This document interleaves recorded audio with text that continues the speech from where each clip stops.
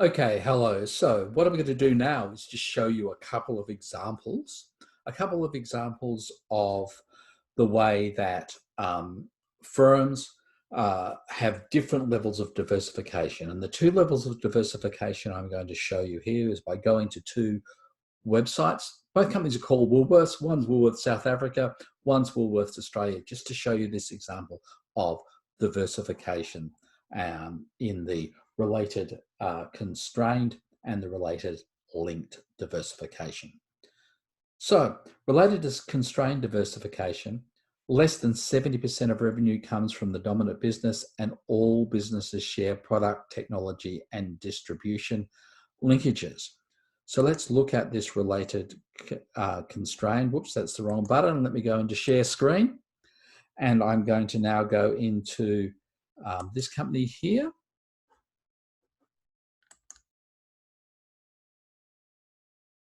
And the company I'm actually going to go to, there's two companies that I'm going to show you. One is Woolworths Australia, the Woolworths Group. The Woolworths Group is a group of companies that has basically has a range of retail-oriented stores predominantly based in Australia and New Zealand. So if we look at the About Us page, you can find out about their strategy and how they do business and their corporate governance. And their history, but over here we have the businesses. Now, what are their businesses? Their first business is Australian Food, which is their supermarket business. And within their supermarket business, they have Woolworths Supermarkets, the Woolworths Rewards, and the financial services and insurance. They also have, let me just get to this right page again, their New Zealand Food Group. The New Zealand Food Group is their supermarket, which is called Countdown in New Zealand. And then they also have the Endeavour Group. Now, the Endeavour Group is their alcohol group. Dan Murphy's, BWS, Cellar Masters, Langton's, and the hotels.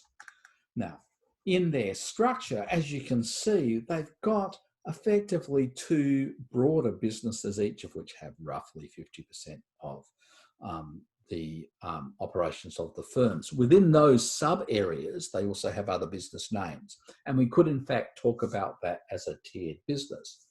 But even though there are some sharing of distribution networks, there are limited links between some other, sorry, I'll say it again. Even though there are some sharing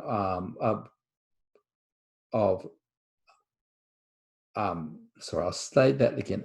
As you can see from those type of companies, there would be pretty solid links between their distribution methods and their network methods, the technology they use, the share price. You think BWS is often located at the same place as the Woolworths supermarket. Now, that doesn't say that they're all linked. I mean, the hotels group is separate, so it's not a perfect example of related constrained. If we look at Woolworths Holdings, different company, this is Woolworths South Africa. Woolworths South Africa has three broad businesses. In South Africa, it has the Woolworths Group. The Woolworths Group operates across South Africa and 10 other countries.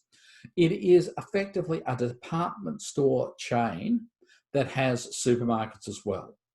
It's almost, in a way, a shopping centre chain. In Australia, it has David Jones, the department store network, and then it has the Country Road Group. The Country Road Group shares a number of other businesses within it, including Politics, Trenery, Mimco, as well as the Country Road Company and Witchery.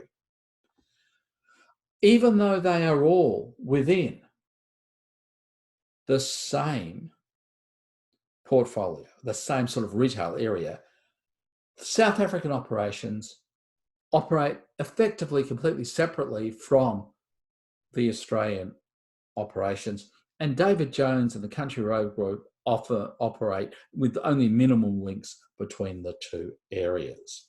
Okay, so that's a couple of examples of related constrained and related linked diversification.